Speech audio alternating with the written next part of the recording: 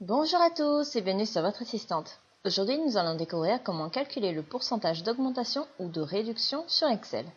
Nous allons voir dans ce tutoriel comment calculer le pourcentage d'augmentation ou de réduction sur Excel dans un premier temps pour calculer l'évolution du chiffre d'affaires, puis pour calculer l'augmentation ou la réduction des prix. Donc vous retrouverez le fichier utilisé dans l'espace membre. Alors, dans la première partie du fichier, nous allons calculer l'évolution du chiffre d'affaires. Donc l'année 2010 est en grisé puisque nous ne pouvons pas calculer l'évolution, nous ne connaissons pas le chiffre d'affaires de 2009.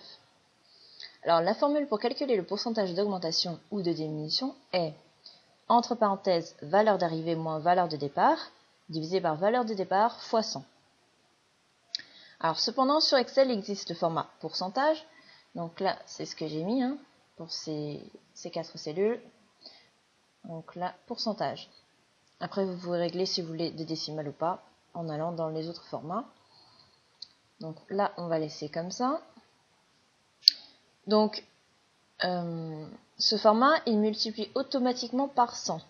Donc, si vous faites votre calcul avec votre calculatrice, le résultat avec la formule que je viens de vous donner est correct. Mais si vous le faites sur Excel, ça va faire ça fois 100.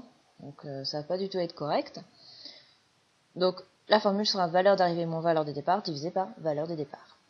Alors, vous allez vous placer en C5 et adapter la formule aux cellules.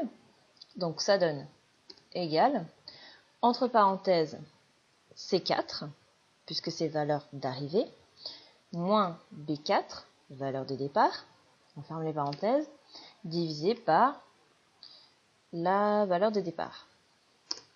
Voilà. Et donc j'ai bien 63,6% d'augmentation. Donc pour vérifier votre calcul, vous pouvez remplacer votre valeur d'arrivée par la même valeur que celle de départ.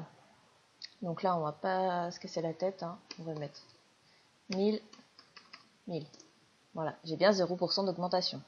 Maintenant, si je fais 2000, je vais avoir 100%. Donc là, c'est bon, mon calcul est correct. On remet comme c'était.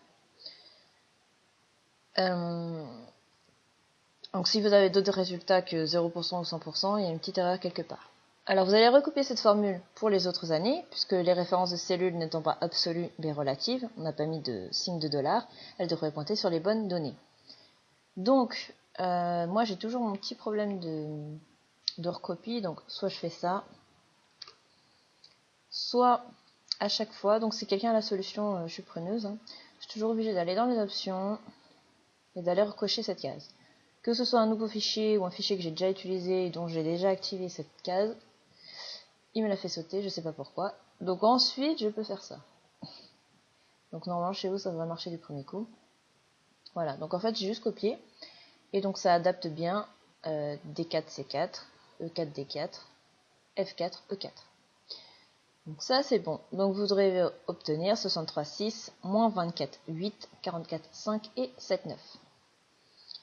Alors pour finaliser ce tableau, vous pouvez utiliser la mise en forme conditionnelle. Donc comme nous l'avons déjà vu dans un précédent tutoriel. Donc on sélectionne et on peut faire en utilisant supérieur à et inférieur à. Donc on va commencer par celui-là. Donc si c'est 0, donc là j'ai pris supérieur, donc on va lui mettre du vert. Et si c'est inférieur à 0, on va lui mettre du rouge. Voilà. Ça, on voit bien l'évolution. On voit bien que c'est tombé, c'est remonté, etc. Alors, dans la seconde partie du fichier, nous allons calculer l'augmentation et la réduction de différents prix. Puis, nous reverrons l'évolution pour vérifier nos calculs. Alors, la formule pour augmenter un prix de X%, donc dans ce cas, j'ai choisi 12%, c'est prix de départ fois, entre parenthèses, 1 plus le pourcentage d'augmentation divisé par 100. On va prendre un exemple, ne vous inquiétez pas. Donc ça peut être simplifié par prix de départ fois 1, le pourcentage d'augmentation. Donc on se place en B11. Et donc ça va me donner B10 fois, entre parenthèses, 1 plus 12 divisé par 100. Alors, c'est pas utile de mettre des parenthèses pour 12 divisé par 100, puisque la règle des priorités fait que c'est lui qui va passer en premier. Donc en fait, 12 divisé par 100, c'est notre pourcentage. Donc ça me donne 16,80, ok.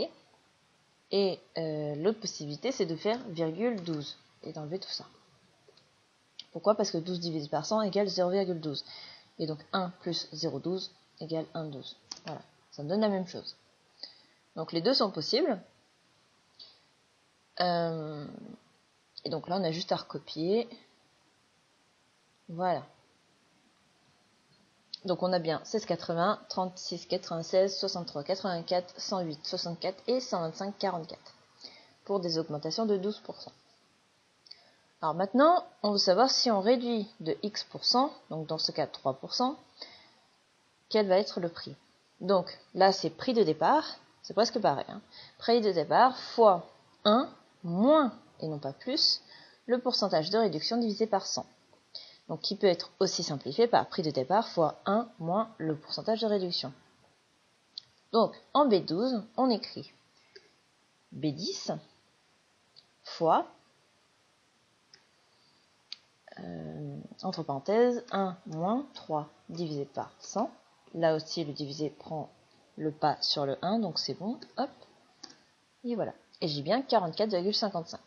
Donc la même chose est possible en faisant 1 moins 0,03.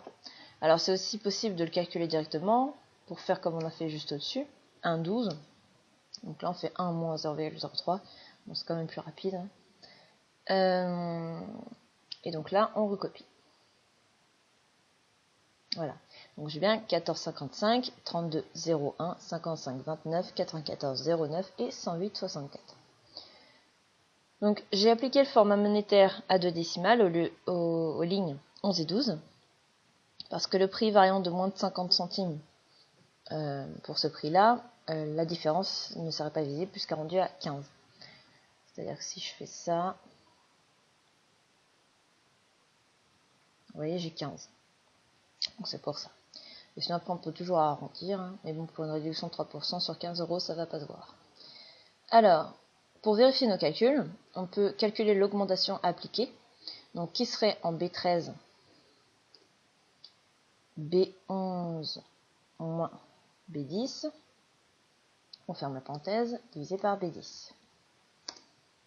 Voilà. Ah, j'ai oublié une parenthèse. Voilà. Donc j'ai bien 12% puisqu'on avait augmenté de 12%. Voilà. Donc là, mon calcul est juste. Maintenant, pour calculer la réduction, on va toujours en B13. On va faire B12. Donc là, on va juste remplacer B12 moins B10 divisé par B10. Et voilà, j'ai bien moins 3% puisqu'on a fait une réduction de 3%.